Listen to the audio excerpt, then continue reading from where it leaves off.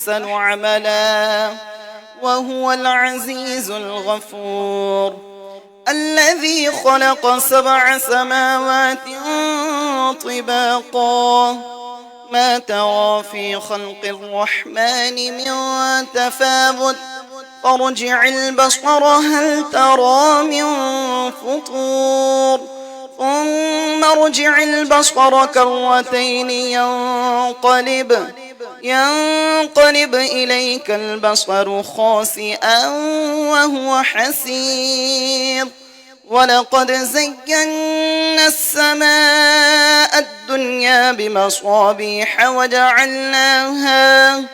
وجعلناها رجوما للشياطين وأعتدنا لهم عذاب السعير وللذين كفروا بربهم عذاب جهنم وبئس المصير إذا ألقوا فيها سمعوا لها شهيقا وهي تفور تكاد تميز من الغيظ كلما ألقي فيها فوج سألهم خزنتها ألم يأتكم نذير قالوا بلى قد جاءنا نذير فكذبنا وقلنا ما نزل الله من شيء إن أنتم إلا في ضلال كبير وقالوا لو كنا نسمع ونعقل ما كنا في أصحاب السعير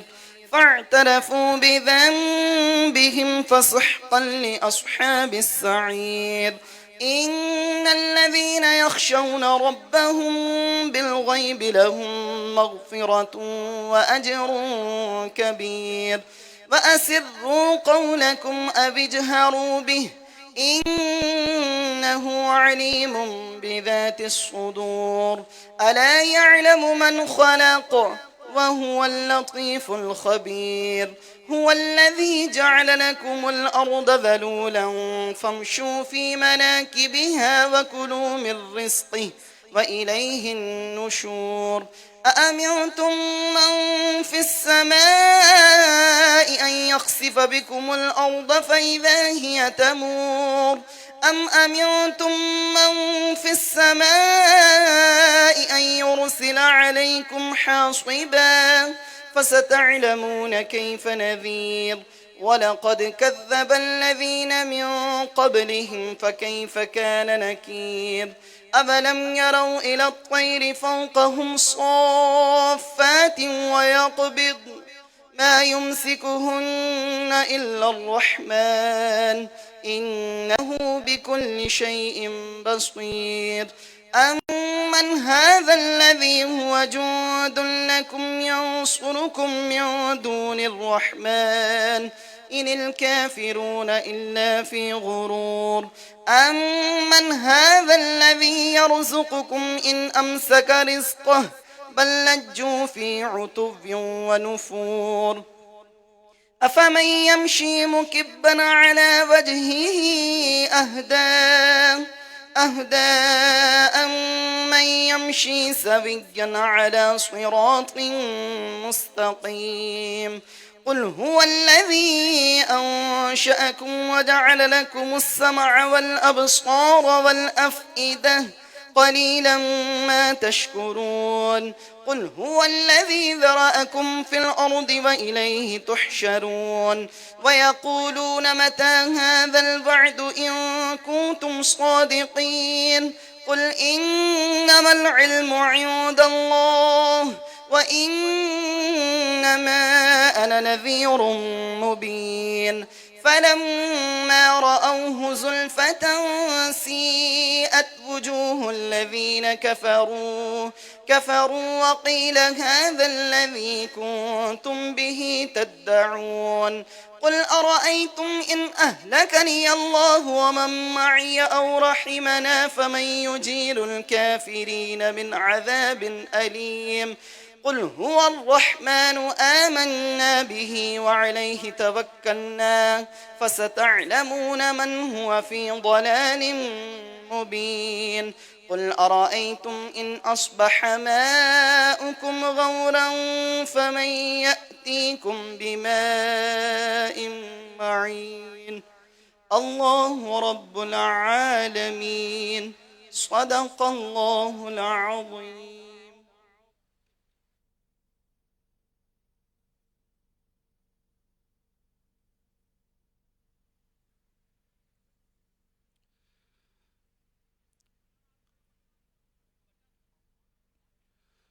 صلو علی الحبیب صلی اللہ علیہ یا رسول اللہ وسلم علیہ یا حبیب اللہ. چمک تجھ سے پاتے ہیں سب پانے والے، چمک تجھ سے پاتے ہیں سب پانے والے. میرا دل بھی چمکا دے چمکانے والے. چمک تجھ سے پاتے ہیں سب پانے والے، چمک تجھ سے پاتے ہیں سب پانے والے. میرا دل بھی چمکا دے چمکانے والے، میرا دل بھی چمکا دے چمکانے والے. پرستہ نہیں دیکھ کر ابر رحمت، پرستہ نہیں دیکھ کر ابر رحمت، پتوں پر بھی برسا دے برسانے والے، پتوں پر بھی برسا دے برسانے والے. رہے گا یوں ہی ان کا چرچا، رہے گا یوں ہی ان کا چرچا، رہے گا یوں ہی ان کا چرچا، رہے گا یوں ہی ان کا چرچا، رہے گا یوں ہی ان کا چرچا، رہے گا. پڑے خاک ہو جائے جل جانے والے، پڑے خاک ہو جائے جل جانے والے. میرا دل بھی چمکا دے چمکانے والے. مدینے کے خط خدا تجھ کو رکھے، مدینے کے خط خدا تجھ کو رکھے. غریبوں فقیروں کے ٹھہرانے والے، غریبوں فقیروں کے ٹھہرانے والے. تو زندہ ہے واللہ، تو زندہ ہے واللہ، تو زندہ ہے واللہ، تو زندہ ہے واللہ. میرے چشم عالم سے چھپ جانے والے، میرے چشم عالم سے چھپ جانے والے. رضا نفس دشمن ہے غم میں نہ آنا، رضا نفس دشمن ہے غم میں نہ آنا، کہاں تم نے دیکھے ہیں چندرانے والے۔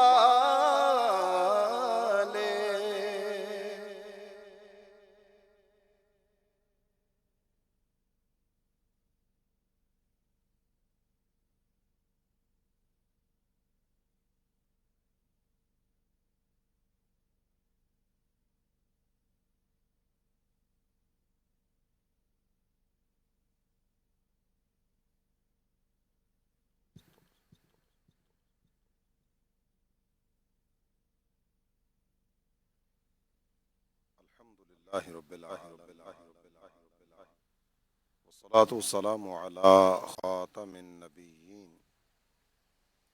اما بعد فاعوذ باللہ من الشیطان الرجیم، بسم اللہ الرحمن الرحیم، الصلاة والسلام علیک یا رسول اللہ وعلى آلك وأصحابك يا حبيب الله، الصلاة والسلام عليك يا نبي الله وعلى آلك وأصحابك يا نور الله۔ فرمان مصطفیٰ صلی اللہ تعالی علیہ وآلہ وسلم ہے، لیس من عبد یصلی علی الا بلغنی صوتہ حیث کان۔ میرے آقا فرماتے ہیں میرا جو بھی امتی مجھ پر درود پڑھے، وہ جہاں کہیں بھی ہو اس کا پڑھا ہوا درود مجھ تک پہنچتا ہے۔ صلو علی الحبیب صلی اللہ تعالی علی محمد وعلى آلہ وصحبہ وبارک وسلم۔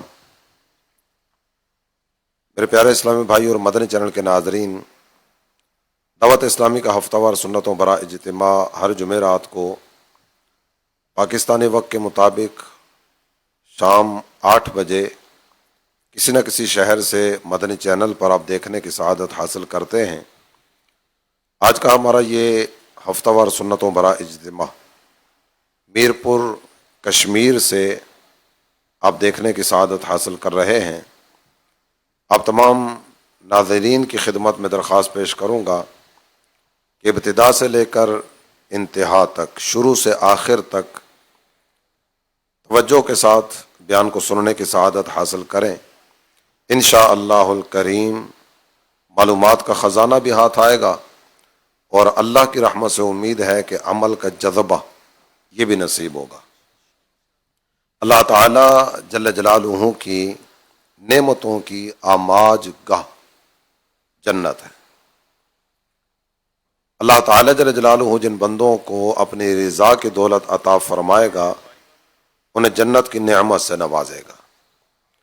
قرآن پاک میں اللہ تعالی جل جلالہ نے یوں تو کئی ایک مقامات پر جنت کا تذکرہ فرمایا، بہت سارے مقامات ہیں قرآن پاک کے کہ جن مقامات پر اللہ تعالی جل جلالہ نے جنت کا وعدہ دیا، اور کئی ایک آیات مبارکہ اس پر تلاوت بھی کی جا سکتی ہیں، لیکن میں صرف 2 مقامات آپ کے سامنے تلاوت کر کے بات کو لے کر آگے بڑھوں گا۔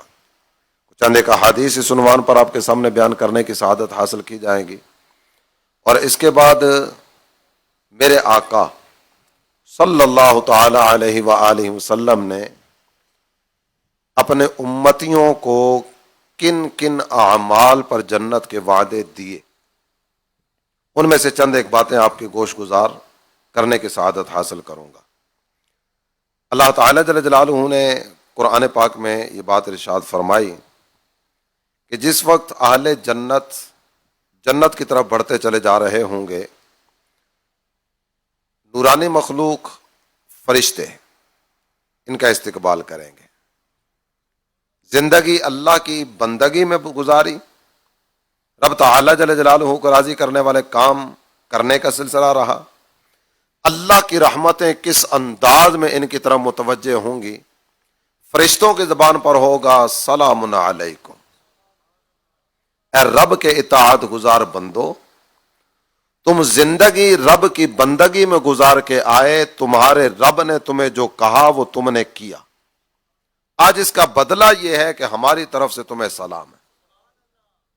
اب غور کیجئے گا کہ جس کا نام سن کر لوگ محبت کا اظہار کریں، جس کے آنے پر لوگ کھڑے ہو جائیں، جس کا ہاتھ چوما جائے، جس کے نام کے نعرے لگائے جائیں، اور جس کے آنے پر نہ کھڑے ہو کر استقبال کیا جائے، ہم کہتے ہیں بڑی عزت والا ہے، اللہ نے بڑا نوازا ہے، کیا ٹور ہے اس بندے کی، کیا عزت ہے اس بندے کی۔ یہ جملے ہماری زبان پر آتے ہیں نا، وہ حضرات کتنے خوش نصیب ہیں کہ جن کو سلامیاں پیش کرنے والے فرشتے ہیں، فرشتے سلامیاں پیش کر رہے ہیں، اور فرشتوں کی زبان پر ہے ادخلوا الجنت بما کنتم تعملون۔ دنیا میں تم نیک اعمال کی طرف راغب رہے اور تم اللہ تعالی جل جلالہ کی بندگی بجا لانے میں کوشاں رہے، اس کا بدلہ آؤ اور اللہ تعالی جل جلالہ کی نعمتوں کی جگہ جنت میں داخل ہو جاؤ۔ ایک مقام پر قرآن پاک میں اللہ تعالی جل جلالہ نے فرمایا مثل الجنت التی وعد المتقون، وہ جنت جس کا وعدہ تقوی والوں کو دیا گیا۔ تقوی والوں کو جس جنت میں داخلے کی بشارت سنائی گئی، قرآن پاک ارشاد فرماتا ہے فیہا انہار من ماء غیر آسن، اس جنت میں نہ کئی طرح کی نہریں ہیں جو اللہ تعالی جل جلالہ نے اپنے پیارے بندوں کے لیے، اپنے عبادت گزار بندوں کے لیے جاری فرمائی۔ ایک نہر اس کا تذکرہ کرتے ہوئے ارشاد فرمایا کہ ایک نہر ہے پانی کی، ان نہروں میں سے ایک نہر ہے پانی کی۔ عام طور پر آپ دیکھتے ہیں، ہم اس وقت کشمیر میں موجود ہیں، کشمیر میں ندی نالے بہت سارے، ایسی جگہ جہاں پانی جمع ہو جائے اور وہ پانی کے چلنے کی کوئی صورت وہاں نہ ہو، آپ دیکھتے ہوں گے کچھ وقت گزرنے کے بعد نا اس پانی میں سے سمیل آنا شروع ہو جاتی، اس پانی کی کیفیت بدل جاتی، اس پانی پر نہ ایک ایسی تہ جم جاتی ہے جو تہ اس پانی کی صفائی اور ستھرائی میں رکاوٹ کا سبب بھی بنتی ہے اور اس کی بدبو میں اضافے کا باعث بھی بنتی ہے۔ قرآن کہتا ہے جو جنت کی پانی کی نہر ہے نا، اس میں ایسا کچھ بھی نہیں ہوگا۔ اور پھر دوسری بات ذکر فرمائی وَأَنْهَارٌ مِّن لَبَنٍ لَّمْ يَتَغَيَّرْ طَعْمُهُ، جنت میں ایک نہر ہے دودھ کی، اور یہ جو دودھ کی نہر ہے نا، یہ وہ دودھ کی نہر ہے کہ جس کا ذائقہ ذرہ برابر تبدیل نہیں ہوگا۔ یا ہم بڑی حفاظت کے ساتھ نا دودھ کو سنبھال کے رکھتے ہیں، دودھ لے کر آئے، اگر اس کو گرم کرنے میں تاخیر ہو جائے دودھ خراب ہو گیا، چاہے گرم ہو گیا فریج میں رکھنے میں تاخیر ہو جائے دودھ خراب ہو گیا، دودھ فریج میں رکھ دیا اور کئی دن تک فریج میں پڑا رہا، اب اس کے ذائقے میں تبدیلی آ گئی۔ یہ یہاں کے دودھ میں ہوتا ہے۔ جنت میں جو دودھ کی نہر ہے نا، لم یتغیر طعمہ، وہ جتنا بھی وقت گزر جائے اس کے رنگ میں، ذائقے میں ذرہ برابر کوئی تبدیلی نہیں۔ اور پھر اللہ تعالی جل جلالہ نے فرمایا وَأَنْهَارٌ مِّنْ خَمْرٍ لَذَّةٍ لِّلشَّارِبِينَ، ایک نہر ہے شراب طہور کی، پاکیزہ شراب کی۔ یہاں دنیا کی جو گندی شراب ہے نا، جو اس شراب کو پی لیتا ہے، یہ شراب بڑی خراب ہے۔ اس کی کیفیت یہ ہوتی ہے کہ شراب پی لی نا، اب بندے پر ایک مستی طاری ہوتی ہے، اس کی عقل پر پردہ پڑتا ہے، عقل معوف ہو جاتی ہے، ذرہ برابر کچھ سمجھ نہیں آتی، وہ اول فول بکنا شروع کر دیتا ہے، کبھی ادھر ٹکرے مار رہا ہوگا، کبھی ادھر ٹکرے مار رہا ہوتا ہے، ایک عجیب سی کیفیت ہوتی ہے یہاں کی شراب پینے والے کی۔ اور وہ جو شراب ہے نا جنت کی، قرآن کہتا ہے لذۃ للشاربین، وہ پینے والوں کو ایک عجیب قسم کی راحت عطا کرے گی اور ایک لذت کا سا سما ہوگا، اس میں ذرہ برابر عقل پر پردہ آنے والی کوئی صورت نہیں ہوگی، ذرہ برابر عقل معوف ہونے کی کوئی صورت نہیں ہوگی، عقل سلامت رہے گی، پینے والا لذت محسوس کرے گا۔ اور پھر قرآن نے اگلی بات ذکر فرمائی، اللہ تعالی جل جلالہ فرماتا ہے وَأَنْهَارٌ مِّنْ عَسَلٍ مُّصَفًّى، شہد کی نہر۔ یہ جو شہد کی نہر ہے نا، پاک صاف ستھرا شہد۔ یہاں آج اگر بات کریں نا تو خالص شہد صرف وہی سمجھا جائے گا جو آپ نے خود چھتے سے نکالا، اس کے علاوہ 100% کی بات تو کی جائے گی، 100% کا نعرہ تو لگایا جائے گا، جناب ذرہ برابر ملاوٹ اس میں نہیں ہوگی، لیکن ہو سکتا ہے چینی سے تیار کی گئی ہو سکتا ہے کیفیت کچھ اور ہو، ملاوٹ کی جاتی ہے اور ملاوٹ کا دور ہے۔ وہ جو شہد ہے نا، صاف ستھری شہد، اور قرآن نے اس کے بعد اگلی جو بات ذکر فرمائی نا، میرا رب ارشاد فرماتا ہے وَلَهُمْ فِيهَا مِن كُلِّ الثَّمَرَاتِ، یہ جو جنت ہے نا، جنت میں اللہ کے عبادت گزار بندوں کے لیے کئی طرح کے پھل ہوں گے، انواع و اقسام کے پھل، اور ساتھ ہی ساتھ ایک چیز کا اور تذکرہ کیا گیا، وہ ہے مغفرت۔ اللہ تعالی جل جلالہ نے مغفرت کا انعام عطا فرما کے انہیں داخل جنت کر دیے۔ اور اس کے بعد میں اگر آپ کو نبی محترم صلی اللہ تعالی علیہ وآلہ وسلم کے چند ارشادات کی طرف لے کر بڑھوں، میرے آقا صلی اللہ تعالی علیہ وآلہ وسلم نے یوں تو جنت کے تعلق سے کئی ایک باتیں ذکر فرمائی ہیں، لیکن 2-3 احادیث طیبہ آپ کے سامنے رکھنا چاہوں گا۔ میرے آقا ارشاد فرماتے ہیں جنت کے 100 درجے ہیں، 100 درجے، ما بین الدرجتین کما بین السماء والارض، ایک درجے سے دوسرے درجے کے درمیان کا جو فاصلہ ہے نا، یہ جتنا فاصلہ آسمان اور زمین کا ہے نا، میرے آقا فرماتے ہیں ایک درجے سے دوسرے درجے کا فاصلہ اتنا ہے، اور 100 درجے ہیں۔ اب جانتے ہیں زمین سے آسمان تک فاصلہ کتنا ہے؟ میرے حضور نے اس کا تذکرہ بھی فرمایا۔ اللہ کے پیارے حبیب صلی اللہ تعالی علیہ وآلہ وسلم نے یہ بات ارشاد فرمائی کہ زمین سے لے کر آسمان تک جو فاصلہ ہے نا، یہ 500 سال کی مسافت، 500 سال لگیں گے زمین سے آسمان پہ پہنچنے میں، اور جنت کے 100 درجے، ہر درجے کا فاصلہ اتنا ہے جو زمین سے لے کر آسمان تک کا فاصلہ ہے۔ جنت بہت وسیع ہے، اتنی وسیع ہے، اتنی وسیع ہے کہ جس کا کسی بھی اعتبار سے آج سمجھنے سمجھانے کے لیے بھی ہم تصور کرنے جائیں نا تو ہم تصور نہیں کر سکتے۔ جنت کی وسعتیں اتنی زیادہ ہے، جنت بڑی وسیع ہے۔ اور اس کے بعد اگر آگے بڑھیں تو نبی محترم صلی اللہ تعالی علیہ وآلہ وسلم نے جنت کا تذکرہ کیا۔ میرے آقا فرماتے ہیں فَإِذًا فِيهَا جَبَائِلُ اللُّؤْلُؤِ وَإِذًا تُرَابُهَا الْمِسْكُ لَا يَرَوْنَ فِيهَا شَمْسًا وَلَا زَمْهَرِيرًا، جنت میں رہنے کے لیے جو مکانات عطا کیے جائیں گے نا، وہ موتی کے بنے ہوئے ہوں گے۔ یہ مٹی کا، اینٹ کا، گارے کا مکان، یہ جنت میں اس طرح کے مکانات نہیں ہوں گے، موتیوں کے بنے ہوئے مکانات۔ اور جنت کی جو مٹی ہے نا، وہ مٹی بھی کیا مٹی ہوگی، میرے آقا نے صرف سمجھانے کے لیے ایک بات ہمارے سامنے ذکر فرمائی۔ یہ تو جنت کی نعمتوں کی بات خود میرے آقا واضح فرما چکے، ما لا عین رأت ولا اذن سمعت ولا خطر على كل قلب، او کما قال علیہ الصلوۃ والسلام۔ میرے آقا فرماتے ہیں جنت میں اللہ تعالی جل جلالہ نے اپنے بندوں کے لیے جن نعمتوں کا تیاری کا سلسلہ فرمایا نا، وہ ایسی عظیم نعمتیں ہیں، کسی آنکھ نے آج تک وہ نعمتیں نہیں دیکھی، کسی کان نے ان نعمتوں کے بارے میں کچھ بھی نہیں سنا، اور ایسی عظیم نعمتیں کہ کسی دل میں ان نعمتوں کے بارے میں ذرہ برابر خیال بھی نہیں آیا۔ ایسی عظیم نعمتیں اللہ تعالی جل جلالہ نے اہل جنت کے لیے تیار کر رکھی۔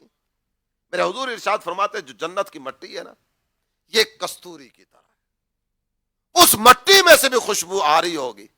اور یہ کہنے کے بعد اللہ کے پیارے حبیب صلی اللہ تعالی علیہ وآلہ وسلم نے فرمایا وہاں دھوپ نہیں ہوگی، جو سختی والی دھوپ ہے نا، پسینہ چھوٹ جاتا ہے، گرمی ہوتی ہے، بے چینی ہوتی ہے، طبیعت میں اکتاہٹ پیدا ہوتی ہے، کوئی ایسی گرمی نہیں ہوگی۔ اور سردی کا تصور بھی اس طرح کا نہیں ہوگا کہ جناب سارے انتظامات کرنے کرانے کے بعد بھی بندہ ٹھٹر رہا ہوتا ہے، ہانپ رہا ہوتا ہے، کانپ رہا ہوتا ہے۔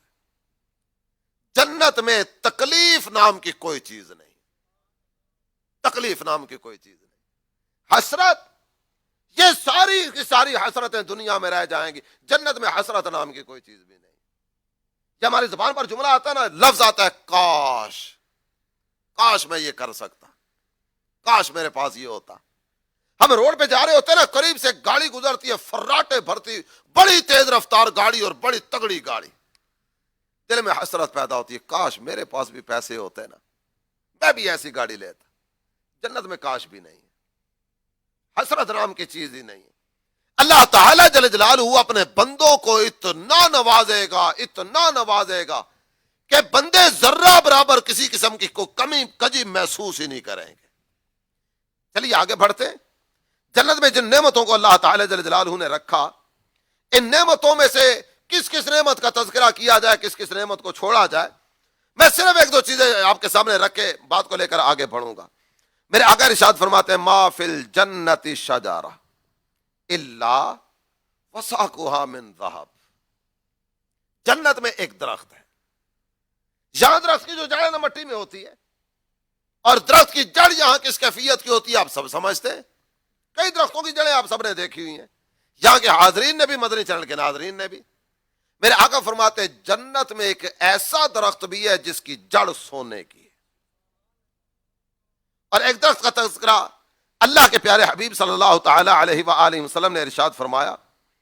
سرکار دو عالم صلی اللہ تعالی علیہ وآلہ وسلم نے اس جنت کو نام دیا طوبا کا. طوبا شجرۃ فی الجنہ، یہ جنت کا ایک درخت ہے. طوبا جنت کا ایک درخت ہے. مسیرۃ مئۃ عام، اس کا جو فاصلہ ہے نا، اس کے نیچے ایک کنارے سے اگر کوئی تیز رفتار چلنا شروع کرے نا تو 100 سال لگیں گے دوسرے کنارے پہ پہنچنے میں. میرے حضور تذکرہ فرما رہے ہیں. اور سرکار دو عالم صلی اللہ تعالی علیہ وآلہ وسلم نے ارشاد فرمایا ثیاب اہل الجنہ، جو اہل جنت کا لباس ہوگا نا، جنتی جو لباس استعمال کریں گے، میرے آقا ارشاد فرماتے ہیں وہ اس درخت کی کلیوں اور اس کے شگوفوں سے تیار کیا جائے گا. طوبا درخت. اعلی حضرت امام اہل سنت آپ کے عشق کی اور آپ کی سوچ کی پرواز کا جائزہ لیجئے گا. آپ نے اپنے اشعار میں طوبا درخت کا تذکرہ کیا اور کس شاندار انداز میں تذکرہ کیا ہے. آپ ارشاد فرماتے ہیں طوبا میں جو سب سے اونچی نازک سیدھی نکلی شاخ. جو طوبا کا درخت ہے نا، یہ جنت کے درختوں میں اعلیٰ ترین درخت ہے. طوبا کا درخت، آپ کہتے ہیں طوبا کے درخت میں سب سے اوپر جو نرم و نازک ایک شاخ نکلی نا، سب سے بلندی والی. اب اس سوچ کی پرواز کا جائزہ لیجئے گا.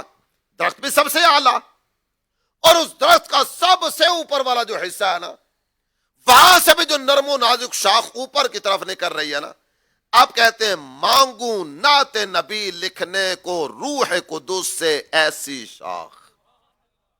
میرا جی چاہتا ہے میں سید الملائکہ جبریل امین کی خدمت میں عرض کروں، اے نوریوں کے سردار، وہ جو طوبا کے درخت میں سب سے اوپر نرم نازک سیدھی سی شاخ جا رہی ہے نا، مجھے وہ شاخ کاٹ کے دے تاکہ میں اپنے آقا کے کمالات اس شاخ کے ذریعے لکھوں. سرکار کی مدح سرائی کرنی ہے نا. میرے آقا تو سب سے افضل ہے، میرے حضور تو سب سے اعلیٰ ہے. سرکار دو عالم صلی اللہ تعالی علیہ وسلم تو بے مثل و بے مثال ہے نا. خود ہماری زبان پر اعلیٰ حضرت امام اہل سنت کا لکھا ہوا ہے شعر کتنی مرتبہ آتا ہوگا. میرے امام کہتے ہیں سب سے اولا و اعلیٰ. سارے مل کر جواب دیجئے. سب سے اولا و اعلیٰ، سب سے بالا و اعلیٰ، سب سے اولا، سب سے اعلیٰ، سب سے بالا، سب سے والا میرے نبی. جب سب سے اعلیٰ میرے نبی ہیں تو حضور کی مدح سرائی لکھنے کے لیے اس شاخ کا انتخاب نہ کیا جائے. تو اعلیٰ حضرت امام اہل سنت کی سوچ کی پرواز بھی ہمارے سامنے آئی، اور جنت کے کچھ درخت کا تذکرہ بھی ہم نے سنا. چلے اس کے بعد آپ کے سامنے یہ بھی عرض کرتا چلوں کہ جنت کے نا کئی طرح کے نام ہیں، کئی طرح کے نام. دار السلام، جنت الخلد، جنت المأوى، جنت عدن، دار الحیوان، جنت نعیم، المقام الامین، مقعد الصدق، قدم الصدق، الفردوس. اس کے علاوہ بھی کئی طرح کے نام ذکر کیے گئے. میں نے حصول برکت کے لیے چند نام آپ کے سامنے ذکر کیے. ان جنتوں میں سب سے جو اعلیٰ جنت ہے نا، وہ ہے جنت الفردوس. ہمارا جب کوئی عزیز رشتہ دار دنیا سے جاتا ہے تو عام طور پر آپ نے شاید توجہ کی ہو، تقریباً عاشقان رسول کی زبان پر ہوتا ہے اللہ اسے جنت الفردوس میں جگہ دے. کیوں؟ اس لیے کہ سب جنتوں میں اعلیٰ جنت جنت الفردوس ہے. میرے آقا فرماتے ہیں اذا سألتم اللہ فاسألوا الفردوس او کما قال، جب اللہ تعالی جل جلالہ سے جنت کا سوال کرو نا تو رب تعالی جل جلالہ کی بارگاہ میں جنت الفردوس مانگو۔ چلیں آگے بڑھتے ہیں۔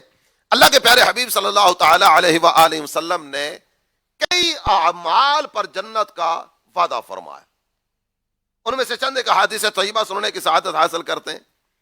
حضرت سیدنا جابر رضی اللہ تعالیٰ عنہ حدیث کے راوی ہیں، میرے آقا فرماتے ہیں من قال سبحان اللہ العظیم وبحمدہ غرست لہ نخلۃ فی الجنہ، ایک چھوٹا سا کلمہ میرے آقا نے تعلیم فرمایا۔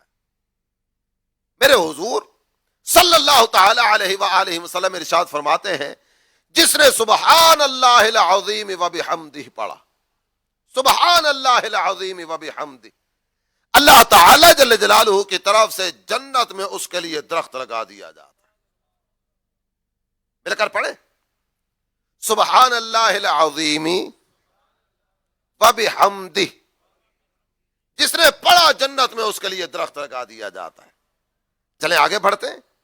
نبی محترم صلی اللہ تعالی علیہ وآلہ وسلم نے ارشاد فرمایا، حضرت سیدنا عبداللہ بن عمر رضی اللہ عنہ اس حدیث کے راوی ہیں، میرے آقا فرماتے ہیں خصلتان او خلتان لا يحافظ علیہما عبد مسلم الا دخل الجنہ، دو عادتیں ایسی ہیں کہ جو بھی بندہ مومن ان عادتوں کو اپنائے گا اللہ تعالی جل جلالہ سے داخل جنت فرما دے گا۔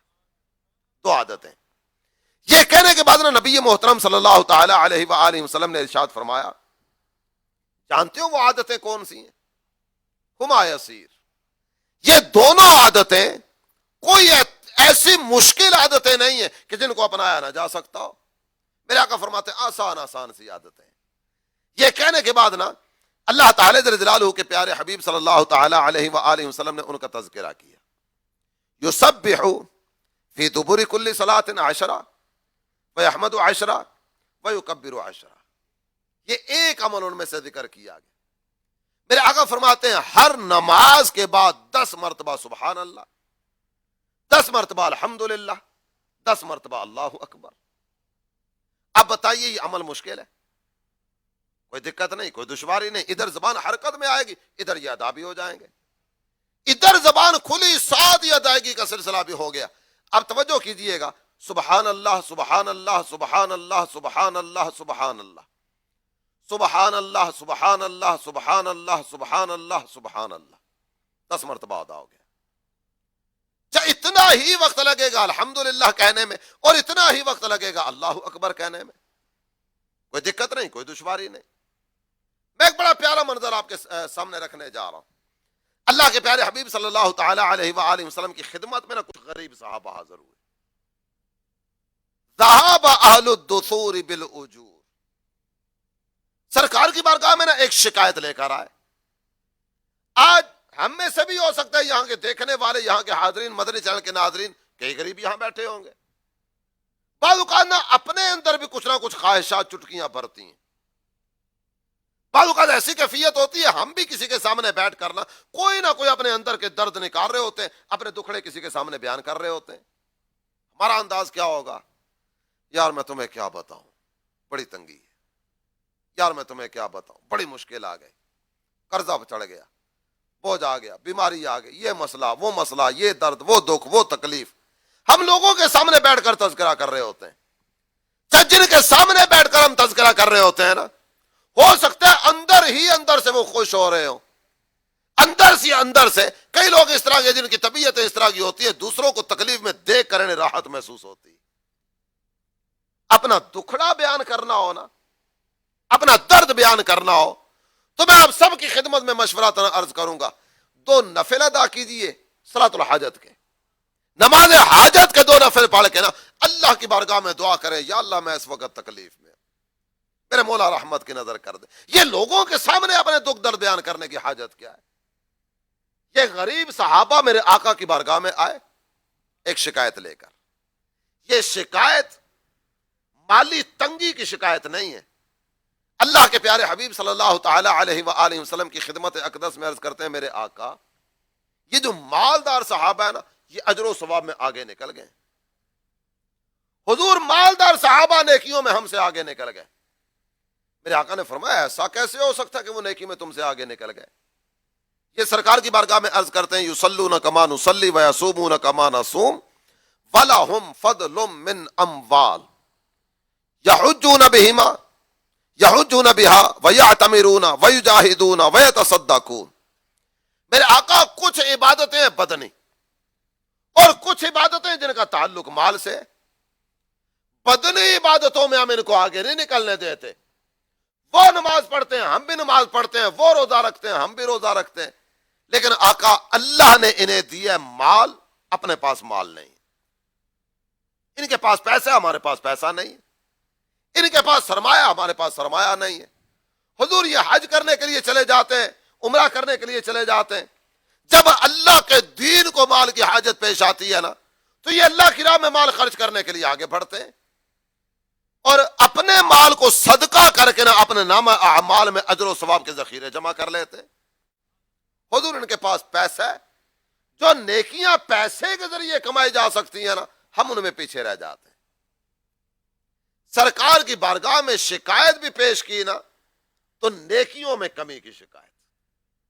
حضور نیکی کے معاملے میں ہم پیچھے رہ رہے ہیں, سرکار اس حوالے سے کچھ کیجئے. اللہ کے پیارے حبیب صلی اللہ تعالی علیہ وآلہ وسلم نے ارشاد فرمایا الا احدثکم بما ان اخذتم به ادرکتم من سبقکم ولم یدرککم احد بعدکم.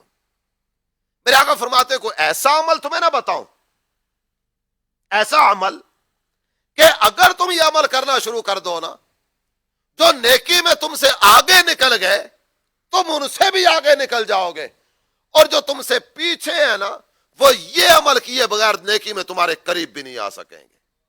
تمہیں ایسا عمل نہ بتاؤں, تم یہ عمل کرنا شروع کر دو, وہ جتنا بھی پیسہ صدقہ کرتے رہیں گے نا, نیکی میں آگے تم بھی رہو گے.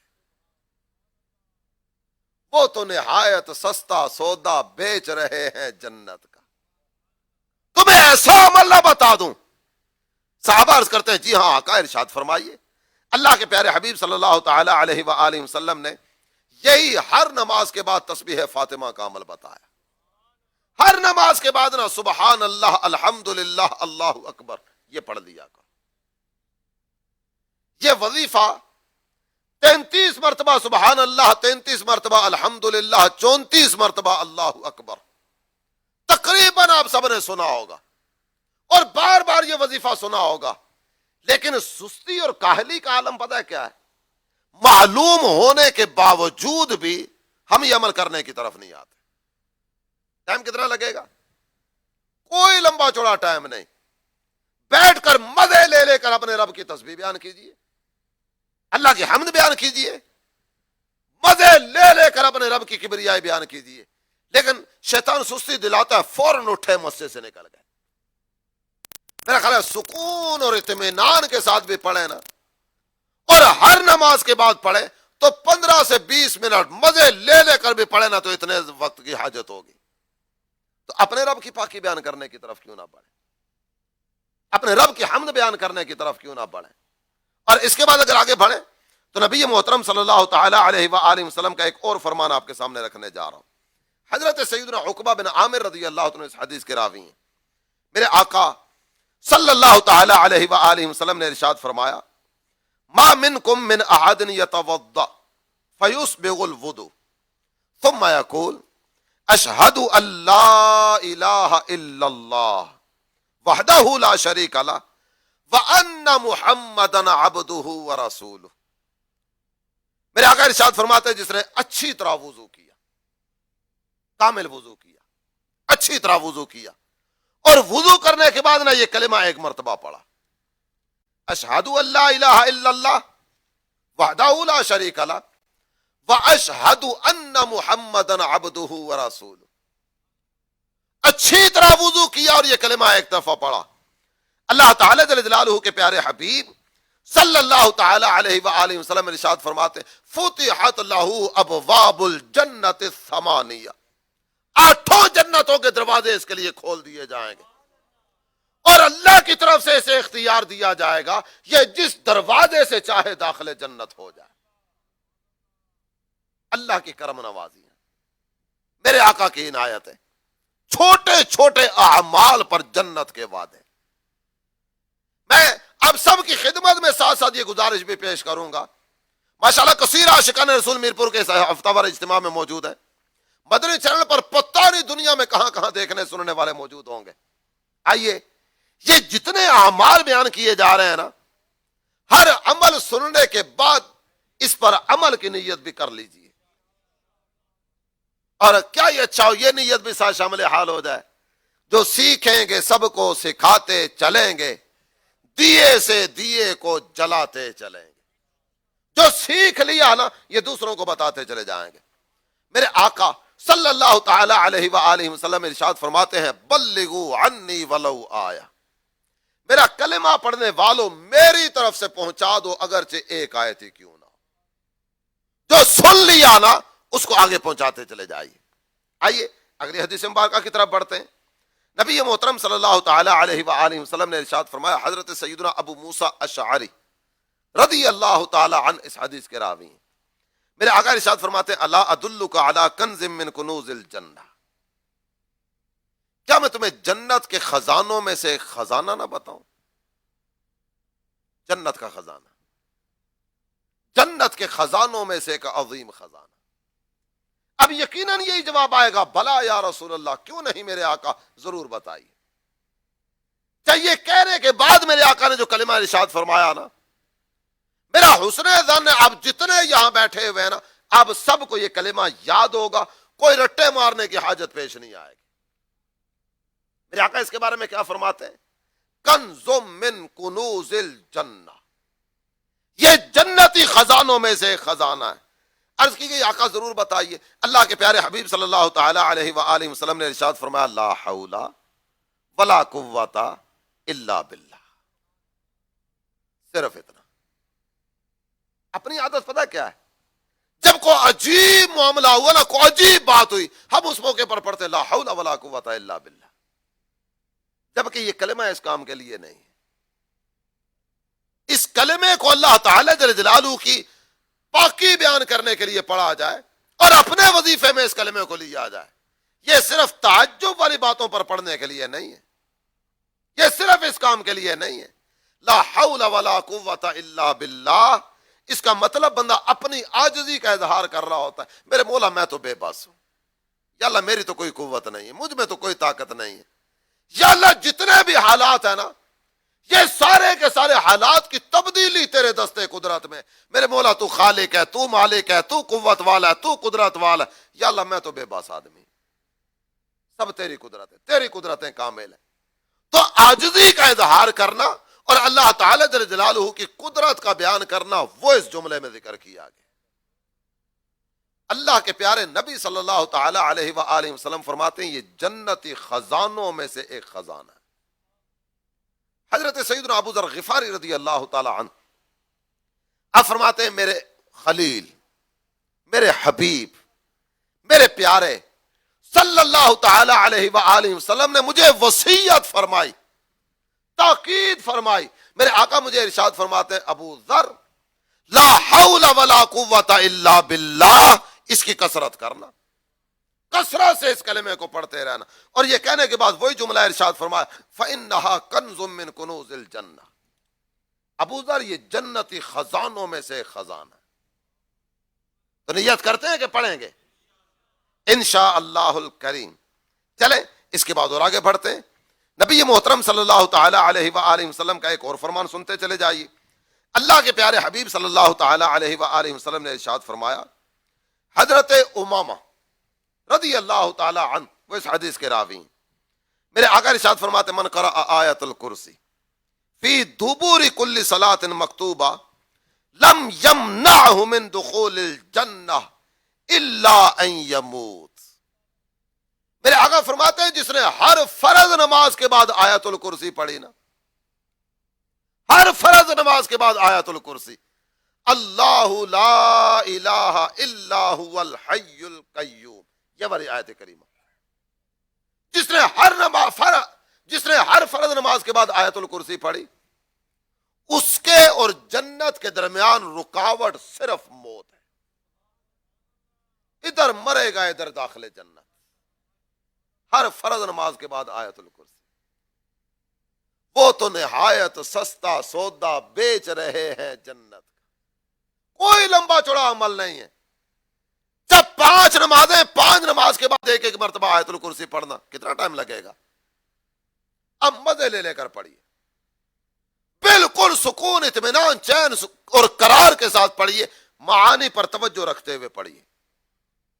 1 منٹ لگے گا ایک مرتبہ پڑھنے میں, 5 منٹ 5 نماز کے, کوئی دقت نہیں, کوئی دشواری نہیں. اپنی کیفیت پتہ کیا ہوتی ہے؟ نماز ادا کی, نماز ادا کرنے کے بعد نا جلدی جلدی دعائے ثانی سے پہلے مسجد سے باہر نکلے. پتہ نہیں کتنی جلدی ہوگی, پتہ نہیں کون سا تیر چلانا ہوگا, کون سا مار کا سر کرنا ہوگا, کون سا میدان نکل کر مارنا ہوگا. یہ بڑی تیزی میں نکلے. دعائے ثانی اجتماعی دعا تھی, سارے کے سارے نمازی دعا کر رہے تھے, اور جہاں مسلمان جمع ہوتے ہیں نا وہ جگہ قبولیت دعا کی جگہوں میں سے. اجتماعی دعا میں شرکت نہیں کی, فوری مسجد سے نکلے. اندر والے انہوں نے اجتماعی دعا کی, تمام عاشقان رسول نے ایک دوسرے کے ساتھ مصافحہ کیا, مہر ملاقات کی, ایک دوسرے کے ساتھ جناب وہ حال احوال کا سلسلہ ہوا, دعائیں لیتے دعائیں دیتے مسجد سے باہر نکلے. اور جو اجتماعی دعا سے پہلے نکلے تھے نا وہ مسجد کے بعد چوک میں کھڑے ہو کر گپ شپ کر رہے تھے. کرنا کرانا بھی کچھ نہیں تھا, صرف مسجد سے نکلنے کی جلدی تھی. اللہ کی پاکی بیان کرنے کی طرف کیوں نہ بڑھے, اپنے رب کی حمد بجا لانے کی طرف کیوں نہ بڑھے, اس کے حی اور اس کے قیوم ہونے کی صدا بلند کرتے ہوئے مسجد سے باہر کیوں نہ نکلے. آیت الکرسی. چلیں اور آگے بڑھتے ہیں. نبی محترم صلی اللہ تعالی علیہ وآلہ وسلم کے ارشادات عالیہ میں کئی اور چیزیں ہیں جن کا تذکرہ کیا گیا. ایک حدیث مبارکہ آپ کے سامنے بیان کروں, اور اس حدیث کو نا میں آپ تمام دیکھنے سننے والوں کی خدمت میں عرض کروں گا کہ بڑی توجہ کے ساتھ سنیے گا. اس حدیث کو ذکر کیا حضرت سیدنا ابو موسیٰ اشعری رضی اللہ تعالی عنہ نے. آپ فرماتے ہیں قال النبی صلی اللہ تعالی علیہ وآلہ وسلم من صلی البردین دخل الجنہ. جس نے فجر اور عصر کی نماز ادا کی اللہ تعالیٰ اسے داخل جنت فرما دیتا ہے. اور پھر ایک حدیث میں نبی پاک صلی اللہ تعالی علیہ وآلہ وسلم نے 5 نمازوں کا تذکرہ کیا, 5 نمازوں کا. اللہ نے یہ 5 نمازیں اپنے بندوں پر فرض فرمائی. جو یہ 5 نمازیں اس انداز میں ادا کر کے آیا کہ اس نے ان 5 نمازوں میں سے کوئی چیز بھی ضائع نہیں کی. نماز کے فرائض اور واجبات ان کا دھیان رکھتے ہوئے صحیح انداز میں نماز ادا کی. اللہ تعالی جل جلالہ کے ذمہ کرم پر ہے کہ اللہ اسے داخل جنت فرما دے. 5 نمازیں صحیح انداز میں ادا کرنے والا, جس نے 5 نمازیں صحیح انداز میں ادا کی اللہ تعالی جل جلالہ اسے داخل جنت فرمائے گا. اور ایک حدیث سرکار دو عالم صلی اللہ تعالی علیہ وآلہ وسلم نے اس حدیث مبارکہ میں کچھ اعمال کا تذکرہ کیا. میرے آقا صلی اللہ تعالی علیہ وآلہ وسلم ارشاد فرماتے ہیں یا ایھا الناس افشوا السلام.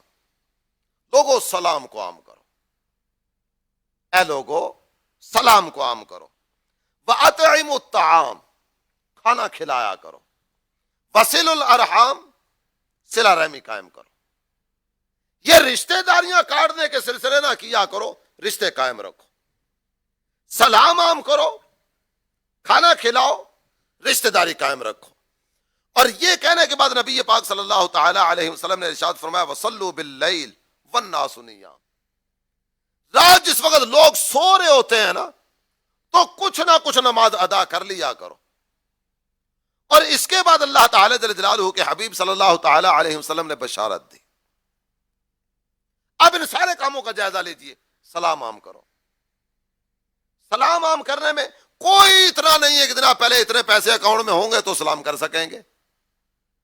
جناب میں بھوکا تھا, کھانا نہیں کھایا ہوا تھا, پیٹ خالی تھا, اس لیے سلام نہیں کر سکا, تو کوئی اتنی دقت دشواری والا کام نہیں کہ جس کے لیے جناب کو 4 روٹیاں کھائیں گے پھر سلام کر سکیں گے. میرے آقا فرماتے ہیں سلام عام کرو. اب یہ بتائیے مشکل ہے یا آسان ہے؟ جو بھی مسلمان سامنے آیا نا، کم از کم اتنا السلام علیکم بڑھا دیں، السلام علیکم ورحمۃ اللہ، اور بڑھا دیں السلام علیکم ورحمۃ اللہ وبرکاتہ، تک کامل سلام بھی کیا نا، کوئی دقت دشواری نہیں ہوئی۔ السلام علیکم ورحمۃ اللہ وبرکاتہ، سلام عام کرو، کھانا کھلایا کرو۔ جب کھانا کھلانے میں کوئی حد ذکر نہیں کی گئی، اتنا کھانا کھلاؤ، اتنوں کو کھلاؤ، جتنی اللہ نے توفیق عطا فرمائی ہے، اللہ کی عطا کردہ توفیق کے مطابق کچھ نہ کچھ کھلاتے رہو۔ رشتہ داری قائم رکھنا اور رات کے نوافل ادا کرنا۔ میرے آقا یہ اعمال ذکر کرنے کے بعد ارشاد فرماتے ہیں تدخل الجنت بسلام، اگر یہ کام کر لو نا، سلامتی کے ساتھ داخل جنت ہو جاؤ، سلامتی کے ساتھ داخل جنت۔ بات وہی ہے، وہ تو نہایت سستا سودا بیچ رہے ہیں جنت کا۔ تو آئیے آگے بڑھیں اور ان اعمال کو اپنانے کی طرف آ جائیں۔ چلیں مزید آگے بڑھتے ہیں۔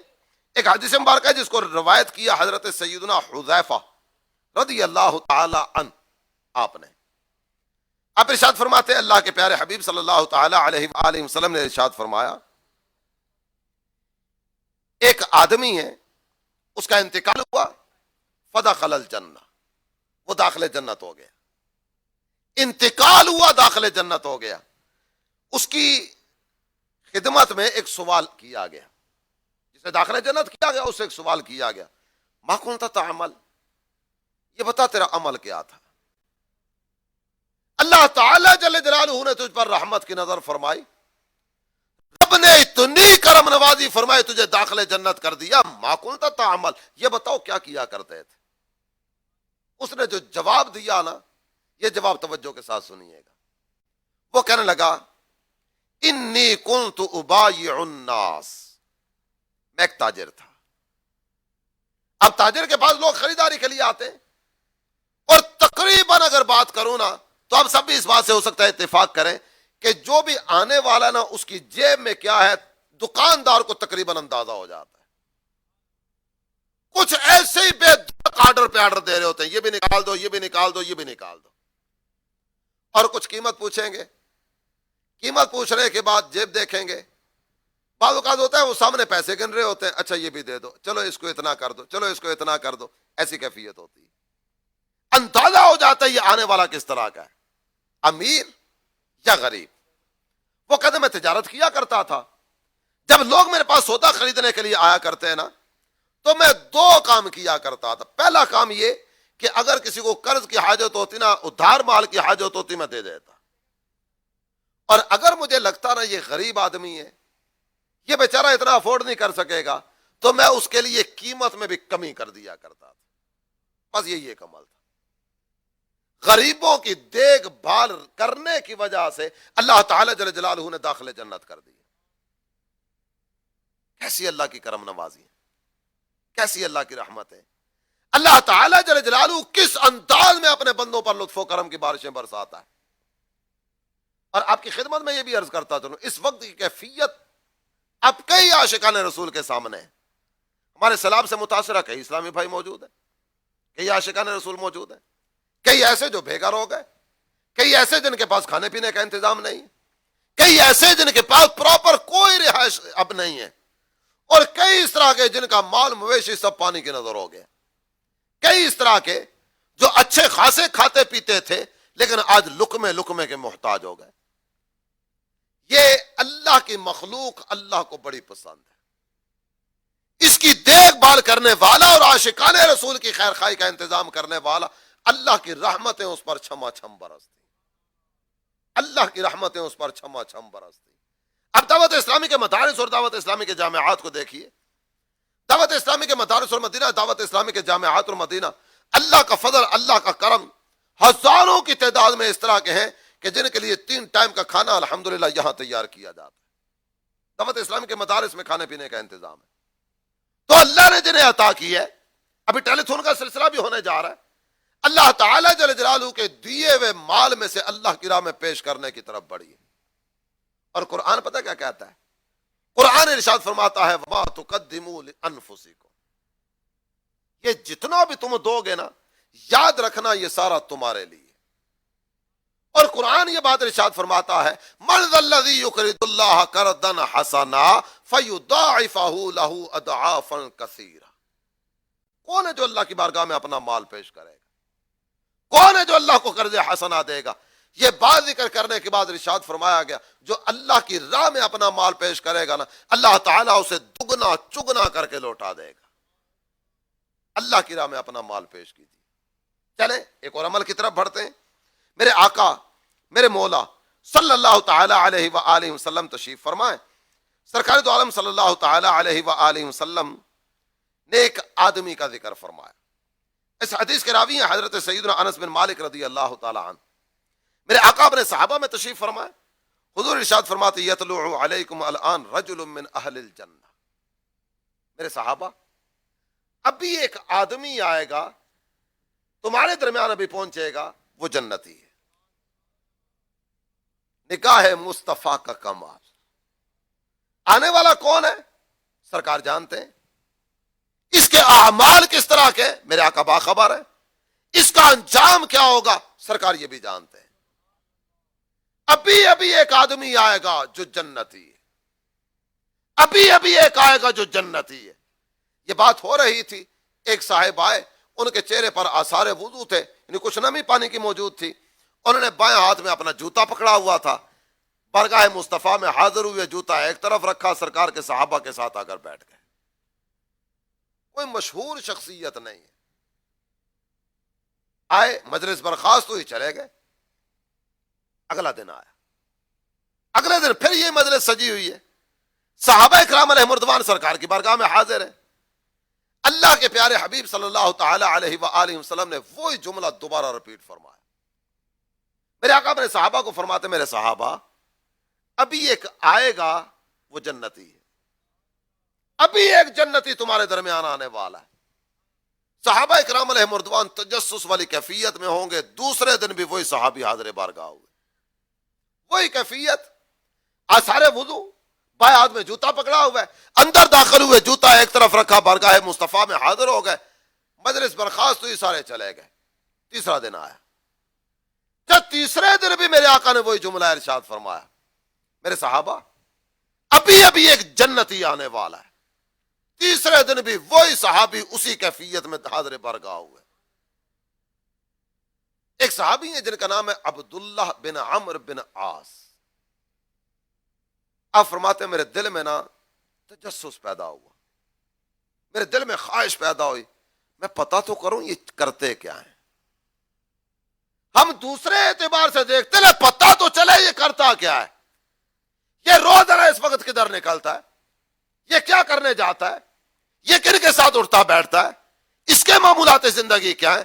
ہم برائیاں تلاش کرنے کے لیے ٹو میں پڑتے ہیں اور وہ نیک عمل تلاش کرنے کے لیے جستجو پیدا کیے. پتہ تو چلے یہ کرتے کیا ہیں. جب وہ جا رہے تھے یہ ان کے پیچھے چل پڑے. ان کی خدمت میں عرض کرتے ہیں کہ میں آپ کے ساتھ نا آپ کے گھر میں کچھ وقت رک سکتا ہوں. انہوں نے کہا رک سکتے ہیں. بات ہو گئی. اب اس کے بعد یہ ہوا کہ ان کے گھر میں ایک دن قیام کیا، دوسرا دن قیام کیا، تیسرا دن قیام کیا. 3 دن تک ان کے گھر میں قیام کیا.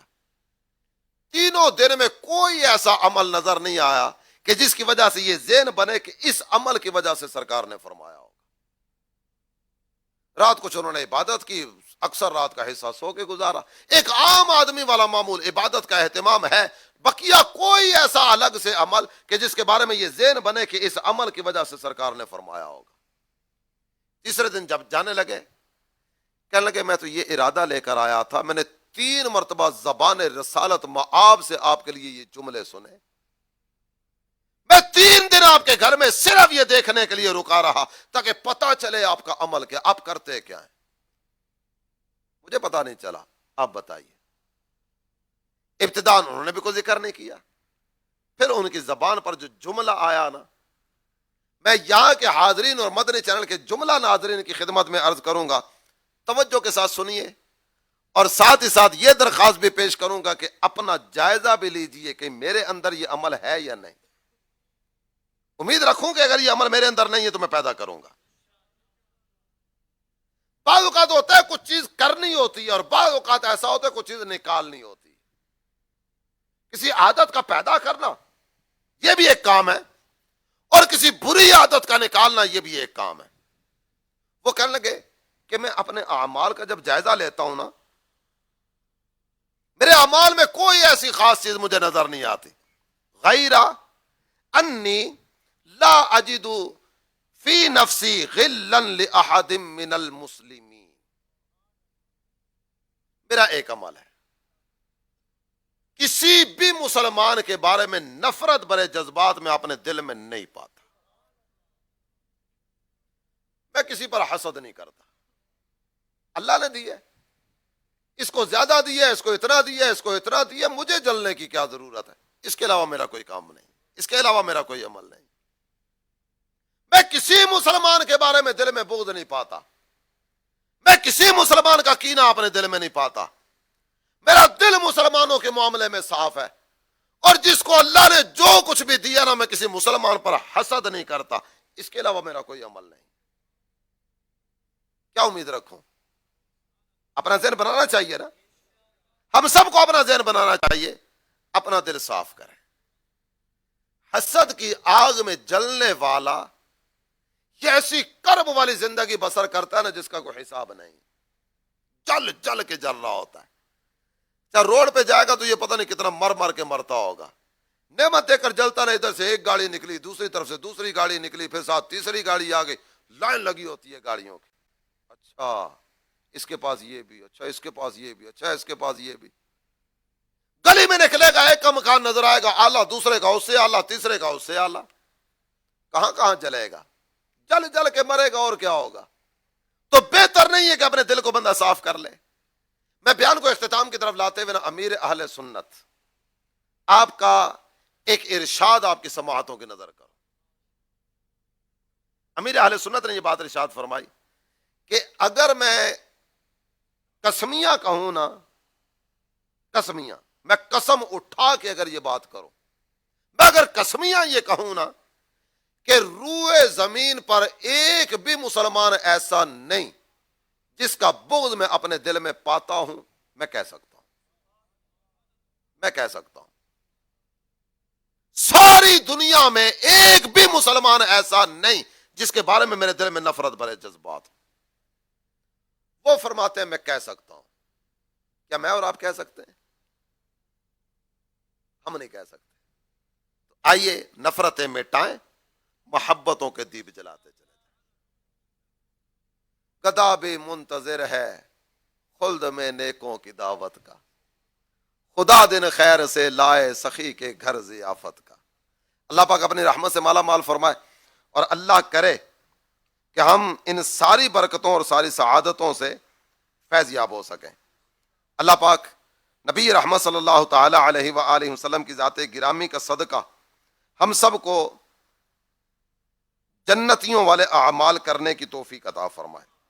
آمین بجاہ خاتم النبیین صلی اللہ تعالی علیہ وآلہ وسلم. عاشقان رسول، دعوت اسلامی کے ہفتہ وار سنتوں بھرے اجتماعات میں کچھ درود پاک پڑھنے کی صورت کی جاتی ہے. آئیے اپنے معمولات ادا کر لیتے ہیں. ایک درود پاک جس کے بارے میں بزرگوں نے فرمایا جو شخص ہر شب جمعہ اور جمعرات کے درمیانی رات یہ درود پاک پابندی سے کم از کم ایک مرتبہ پڑھے، موت کے وقت سرکار مدینہ صلی اللہ تعالی علیہ وآلہ وسلم کی زیارت کرے گا، اور قبر میں داخل ہوتے وقت بھی، یہاں تک کہ وہ دیکھے گا کہ سرکار مدینہ صلی اللہ تعالی علیہ وآلہ وسلم اسے قبر میں اپنے رحمت بھرے ہاتھوں سے اتار رہے ہیں. آئیے مل کر پڑھتے ہیں. اللہم صلی وسلم وبارک علی سیدنا محمد النبی الامی الحبیب العالی القدر العظیم الجاہ وعلی آلہ وصحبہ وسلم. حضرت سیدنا انس رضی اللہ عنہ سے روایت ہے تاجدار مدینہ صلی اللہ تعالی علیہ وآلہ وسلم نے فرمایا جو شخص یہ درود پاک پڑھے اگر کھڑا تھا تو بیٹھنے سے پہلے اور بیٹھا تھا تو کھڑے ہونے سے پہلے اس کے گناہ معاف کر دیے جائیں گے۔ آئیے مل کے پڑھتے ہیں، اللہم صلی علی سیدنا و مولانا محمد وعلی آلہ وسلم۔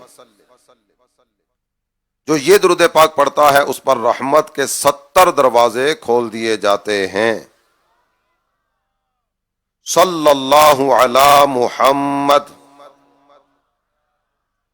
حضرت علامہ احمد ساوی رحمۃ اللہ تعالی علیہ بعض بزرگوں کے حوالے سے لکھتے ہیں اس درود شریف کو ایک بار پڑھنے سے 6 لاکھ درود پڑھنے کا ثواب حاصل ہوگا۔ آئیے پڑھ لیتے ہیں، اللہم صلی علی سیدنا محمد عدد ما فی علم اللہ صلاۃ دائمۃ بدوام ملک اللہ۔ ایک دن ایک شخص آیا تو حضور انور صلی اللہ تعالی علیہ وآلہ وسلم نے اسے اپنے اور صدیق اکبر رضی اللہ تعالیٰ عنہ کے درمیان بٹھا لیا۔ اس سے صحابہ کرام رضی اللہ تعالی عنہم اجمعین کو حیرت ہوئی کہ یہ کون بڑے مرتبے والا شخص ہے۔ جب وہ چلا گیا تو سرکار صلی اللہ تعالی علیہ وآلہ وسلم نے فرمایا یہ جب مجھ پر درود پڑھتا ہے تو یوں پڑھتا ہے۔ آئیے ہم بھی پڑھتے ہیں، اللہم صلی علی محمد کما تحب وترضی لہ۔ شافعی امم صلی اللہ تعالی علیہ وآلہ وسلم کا عظمت والا فرمان ہے جو شخص یوں درود پاک پڑھے اس کے لیے میری شفاعت واجب ہو جاتی ہے۔ اللہم صلی علی محمد وانزلہ المقعد المقرب عندک یوم القیامہ۔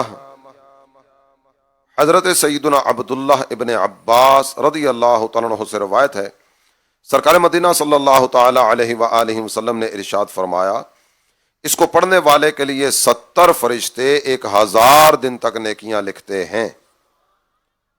جزا اللہ عنا محمدا ما ہوا اہلہ۔ فرمان مصطفیٰ صلی اللہ تعالی علیہ وآلہ وسلم ہے جس نے اس دعا کو 3 مرتبہ پڑھا گویا اس نے شب قدر حاصل کر لی۔ آئیے یہ دعا بھی مل کے پڑھتے ہیں، لا الہ الا اللہ الحلیم الکریم سبحان اللہ رب السماوات السبع ورب العرش العظیم، لا الہ الا اللہ الحلیم الکریم سبحان اللہ رب السبع ورب العرش العظیم، لا الہ الا اللہ الحلیم الکریم سبحان اللہ رب السماوات السبع ورب العرش العظیم۔ شب جمعہ کی ایک فضیلت بھی سماعت فرمائیے۔ فرمان مصطفیٰ صلی اللہ تعالی علیہ وآلہ وسلم ہے بے شک اللہ پاک ہر جمعہ کی رات کے شروع سے لے کر آخر تک اور ہر رات کے آخری تہائی حصہ میں دنیا کے آسمان پر تجلی فرماتا ہے اور فرشتے کو حکم دیتا ہے جو یہ اعلان کرتا ہے کو مانگنے والا کہ میں اس کو عطا کروں، ہے کو توبہ کرنے والا کہ میں اس کی توبہ قبول کروں، ہے کو بخشش مانگنے والا کہ میں اس کو بخش دوں۔ اے نیکی چاہنے والے نیکی کے کام میں جلدی کر اور اے گناہ چاہنے والے گناہ کرنے سے باز آ جا۔ جمعہ کے دن کا ایک وظیفہ بھی سن لیجئے۔ فرمان مصطفیٰ صلی اللہ تعالی علیہ وآلہ وسلم ہے جو شخص جمعہ والے دن فجر کی نماز سے پہلے 3 مرتبہ استغفر اللہ الذی لا الہ الا ہوا واتوب الیہ پڑھے اس کے گناہ بخش دیے جائیں گے اگرچہ سمندر کی جھاگ کے برابر ہوں۔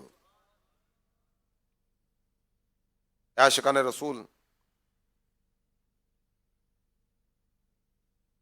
ہر ہفتے امیر اہل سنت کسی ایک رسالے کے مطالعے کا ذہن دیتے ہیں۔ آنے والے ہفتے کے مدنی مذاکرے میں رسالہ اولیاء کی شان بزبان قرآن، یہ پڑھنے کی ترغیب دلائی جائے گی۔ تمام عاشقان رسول یہ رسالہ پہلے ہی حاصل کر لیں، اس کا مطالعہ کر کے یا آڈیو رسالہ سن کر امیر اہل سنت کی دعائیں حاصل کیجیے۔ خوشخبری بھی سماعت فرما لیں، ربیع الاخر کے مدنی مذاکروں کا آغاز الحمدللہ 23 ستمبر بروز منگل سے ہو چکا ہے۔ مدنی مذاکرہ قریباً پاکستانی وقت کے مطابق رات 8:45 بجے شروع ہو جاتا ہے۔ یہ مدنی مذاکرہ کیا ہے؟ علم و حکمت کا ایک خزانہ ہے۔ دنیا بھر سے عاشقان رسول امیر اہل سنت کی خدمت میں سوالات کرتے ہیں، اور امیر اہل سنت ان سوالات کے علم و حکمت پر مبنی جوابات ارشاد فرماتے ہیں۔ تو اب تمام عاشقان رسول کی خدمت میں عرض کروں گا کہ ان دنوں لگاتار مدنی مذاکروں کا سلسلہ جاری ہے۔ تقریباً 2 گھنٹے کے آس پاس کی یہ نشست ہوتی ہے۔ لائیو مدنی چینل پر یہ سلسلہ ہوتا ہے۔ وقت کچھ اوپر نیچے چلتا ہے، لیکن گھر بیٹھے علم دین حاصل کرنے کا ایک سنہری موقع ہے۔ تو آپ تمام عاشقان رسول کی خدمت میں درخواست پیش کروں گا کہ مدنی مذاکرہ دیکھنے کی سعادت لازمی حاصل کیجیے، خود بھی دیکھیں اور دیگر عاشقان رسول کو بھی اس کی دعوت پیش کریں۔ مکتبۃ المدینہ، اس کا اعلان بھی سماعت فرما لیں۔ مکتبۃ المدینہ نے غوث الاعظم علیہ رحمۃ اللہ الاکرم کی سیرت کے عنوان پر ایک نہایت ہی ایمان افروز کتاب غوث پاک کے حالات شائع کیے۔ غوث پاک 11ویں والے پیر، بڑے پیر صاحب، ان کے حالات زندگی غوث پاک کے حالات نامی کتاب میں شائع کیے گئے۔ اس کتاب میں آپ غوث پاک شیخ عبد القادر جیلانی رحمۃ اللہ تعالی علیہ کی مبارک زندگی، ان کی عبادات، ان کا علم، ان کا تقوی، ان کی پرہیزگاری، تبلیغ علم دین کے لیے ان کے سنہری پہلو یہ پڑھ سکیں گے، اور اس کے مطالعہ سے ہم مزید جان سکیں گے غوث پاک کی زندگی کی کچھ خاص باتیں۔ غوث پاک رحمۃ اللہ تعالی علیہ کتنے علوم میں مہارت رکھتے تھے؟ ولادت کے وقت کون سی کرامت کا ظہور ہوا؟ غوث پاک رحمۃ اللہ تعالی علیہ کی کرامات کے چند دلچسپ واقعات۔ یہ کتاب مکتبۃ المدینہ کی کسی بھی شاخ سے 100 روپے ہدیہ میں آپ طلب فرما سکتے ہیں۔ اللہ پاک اپنی رحمت سے مالا مال فرمائے، آمین، بجاہ خاتم النبیین صلی اللہ تعالی علیہ وآلہ وسلم۔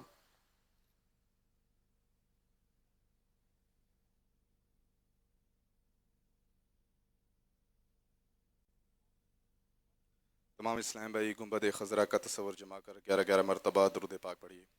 الصلاة والسلام عليك يا رسول الله، الصلاة والسلام عليك يا حبيب الله، الصلاة والسلام عليك يا نبي الله، الصلاة والسلام عليك يا نور الله، الصلاة والسلام عليك يا رسول الله، الصلاة والسلام عليك يا حبيب الله، الصلاة والسلام عليك يا نبي الله، الصلاة والسلام عليك يا نور الله، الصلاة والسلام عليك يا رسول الله، الصلاة والسلام عليك يا حبيب الله،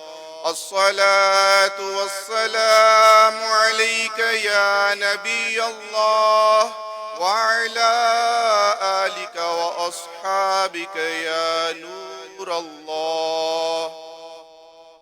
حسبي ربي جل الله، ما في قلبي غير الله، نور محمد صلى الله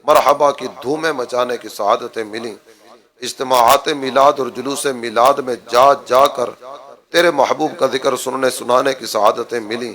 الہ العالمین اس وقت بھی تیرے ہی ایک پاکیزہ گھر میں ہم جمع ہیں۔ اے کریم، محبوب کریم صلی اللہ تعالی علیہ وآلہ وسلم کے ذات گرامی کا واسطہ ہمیں معاف کر دے، ہماری غلطیوں کو معاف کر دے، ہمارے گناہوں سے درگزر فرما دے۔ الہ العالمین آئندہ زندگی نیک اعمال کرنے کی توفیق عطا فرما۔ میرے مولا، ہمیں نفس و شیطان کی شرارتوں سے بچا، نفس و شیطان کی شرارتوں سے بچا۔ الہ العالمین اپنی رضا کی دولت ہمارا مقدر فرما دے۔ میرے اللہ، تقوی والی زندگی دے دے، پرہیزگاری والی زندگی عطا فرما دے، عفت حیا اور پاک دامنی والی زندگی ہمارا مقدر فرما دے۔ گناہوں سے بچا، آپس میں ایک دوسرے سے جو نفرت اور قدورت اور حسد اور عداوت دلوں میں ہے، الہ العالمین اس لعنت سے ہماری حفاظت فرما۔ میرے اللہ، جھوٹ غیبت چغلی سے بچا، نماز قضا کرنے والے گناہ سے بچا، حرام روزی کھانے کھلانے والے گناہوں سے بچا، سود و رشوت سے بچ کر زندگی بسر کرنے کی توفیق عطا فرما۔ الہ العالمین دنیا کی گندی شراب کبھی بھی ہمارے ہاتھوں میں نہ آئے، گندے مناظر دیکھنے سے بچا، اپنی آنکھوں کو حیا کے نور سے منور کرنے کی توفیق عطا فرما، ہمارے دل کو تقوی کے نور سے منور فرما دے۔ الہ العالمین نبی رحمت صلی اللہ تعالی علیہ وآلہ وسلم کی ذات گرامی کا واسطہ ہمارے جتنے بھی عزیز رشتہ دار دنیا سے جا چکے، میرے اللہ سب کو بخش دے، جو موجود ہیں ان کی خیر فرما، ہمارے بیماروں کو شفا یابیاں عطا فرما دے، پریشان حالوں کی پریشانیاں دور فرما دے، رزق اسباب رزق میں برکت عطا فرما، رزق حلال اتنا عطا فرما کہ حرام کی طرف توجہ ہی نہ جائے۔ الہ العالمین جو قرض کے بوجھ تلے دبے ہیں رہائی نصیب فرما، جو بیجا مقدمہ بازیوں میں گرفتار ہیں خلاصی عطا فرما۔ میرے کریم رب، مظلوم قیدیوں پر رحمت کی نظر فرما۔ الہ العالمین جتنے بھی عاشقان رسول میرپور میں یا مدنی چینل کے ذریعے جہاں کہیں بھی دعا میں ہمارے ساتھ شریک ہے، میرے اللہ سب پر رحمت کی نظر فرما دے، سب کے تمام تر معاملات پر رحمت کی نظر فرما، جو تمنائیں دل میں لیے بیٹھے سب کی دلی نیک جائز تمناؤں پر رحمت کی نظر فرما دے۔ میرے اللہ، تیری بارگاہ میں فریاد پیش کرتے ہیں، ہمیں بھی ہمارے اہل خانہ کو بھی زندگی میں بار بار مکہ شریف اور مدینہ شریف کی بعد اب حاضریاں نصیب فرما دے۔ بار بار مکہ دیکھا، مدینہ دیکھا، کعبے کے جلوے دیکھا، گنبد خضرا کی بہاریں دیکھا۔ الہ العالمین بار بار وہ حسین گھڑیاں نصیب فرما، سنہری جالیوں کے روبرو حاضر ہو کے اپنے آقا کی بارگاہ میں درود و سلام کے نذرانے پیش کرنا، یہ ہمیں بھی ہمارے اہل خانوں کو بھی نصیب ہوتا رہے۔ الہ العالمین ہمارے پیر و مرشد امیر اہل سنت کو عمر درازی بالخیر عطا فرما۔ میرے مولا جو مانگ سکے وہ بھی دے، جو نہیں مانگ سکے ہمارے حق میں بہتر ہے وہ بھی عطا فرما۔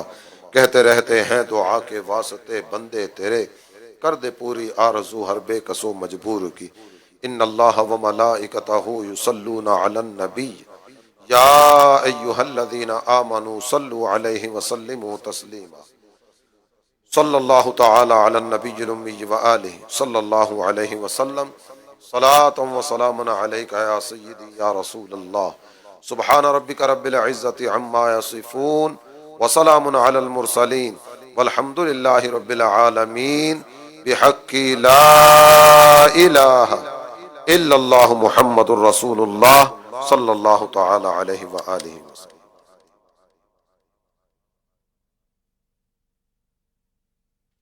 یا نبی سلام علیکہ، یا رسول سلام علیکہ، یا حبیب سلام علیکہ، صلوات اللہ علیکہ۔ مجھے در پہ پھر بلانا ادنی مدینے والے، ماہ عشق بھی پلانا ادنی مدینے والے۔ یا حبیبی یا رسول اللہ، یا نبی سلام علیکہ، یا رسول سلام علیکہ، یا حبیب سلام علیکہ۔ صلوات اللہ علیک. باقی اختتامی دعا پڑھ لیجئے. الصلاۃ والسلام علیک یا رسول اللہ وعلی آلک واصحابک یا حبیب اللہ. سبحانک اللہم وبحمدک لا الہ الا انت استغفرک واتوب الیک. سبحانک اللہم وبحمدک لا الہ الا انت استغفرک واتوب الیک. سبحانک اللہم وبحمدک لا الہ الا انت استغفرک واتوب الیک. الصلاۃ والسلام علیک یا نبی اللہ وعلی آلک واصحابک یا نور اللہ. تیری رحمتوں کا دریا سریعا چل رہا ہے، کی نزدیکی بڑھاتا ہے. مدنی چینل، مدنی چینل، مدنی چینل، مدنی چینل. مزرعے چشت و بخارا و عراق و اجمیر، کون سی کشت پہ برسا نہیں جھالا تیرا. واہ بھائی واہ. مزرعہ کہتے ہیں کھیتی کو، چشت کہتے ہیں ایک جگہ کا نام جہاں سے سلسلہ چشت کی ابتدا ہوئی. بخارا ترکستان کا مشہور شہر ہے جہاں صحیح بخاری کے مصنف امام بخاری رحمۃ اللہ تعالی رہتے تھے، وہاں رہتے تھے. اور شہر میں سلسلہ نقشبندیہ کے بانی خواجہ بہاؤالدین نقشبند رحمۃ اللہ تعالی رہتے ہیں. اچھا، پھر عراق سلسلہ سہروردیہ کے بانی حضرت خواجہ شہاب الدین سہروردی رحمۃ اللہ تعالی علیہ وہاں موجود ہیں. اجمیر سبحان اللہ خواجہ خواجگان خواجہ غریب نواز کون نہیں جانتا، تو سبحان اللہ اب وہاں خواجہ غریب نواز رحمۃ اللہ تعالی علیہ موجود ہیں. تو جھالا کہتے ہیں موسلا دار بارش کو، کشت کہتے ہیں کھیتی کو، زراعت کو. ایک بڑا خوبصورت امیجنیشن ہے کہ کون سی کھیتی ہے جہاں آپ کی بارش نہیں برسی ہے، فیض کا جھالا نہیں برسا ہے. تو اب کن کھیتوں کی بات ہو رہی ہے؟ تو مزرعے چشت و بخارا و عراق و اجمیر. اب ذرا غور کیجئے، اس کو امیجن کریں کہ بہت سارے کھیت ہیں. اب کھیتوں کے نام کیا ہے؟ ایک چشت ہے جہاں سے سلسلہ چشت نکلا ہے، بخارا ہے جہاں سے جناب سلسلہ کون سا نکلا؟ سلسلہ نقشبندیہ نکلا، امام بہاؤالدین نقشبند رحمۃ اللہ تعالی علیہ وہاں ہے. پھر فرمایا عراق، تو عراق میں سبحان اللہ سلسلہ سہروردیہ کے بانی موجود ہیں. اور پھر اجمیر میں خواجہ غریب نواز رحمۃ اللہ تعالی علیہ موجود ہیں. تو ذرا غور کیجئے کہ یہ چار بڑی ہستیاں جو ہیں ان سب پر جو فیضان جاری ہے وہ آپ کا ہے. تو وہ جو رحمت کی بارش ہوئی ہے نا حضور، وہ آپ ہی کے در سے ہوئی ہے. تو کیا خوبصورت بات کی ہے. مزرعے چشت و بخارا و عراق و اجمیر، کون سی کشت پہ برسا نہیں جھالا تیرا. مزرعے چشت و بخارا و عراق و اجمیر، کون سی کشت پہ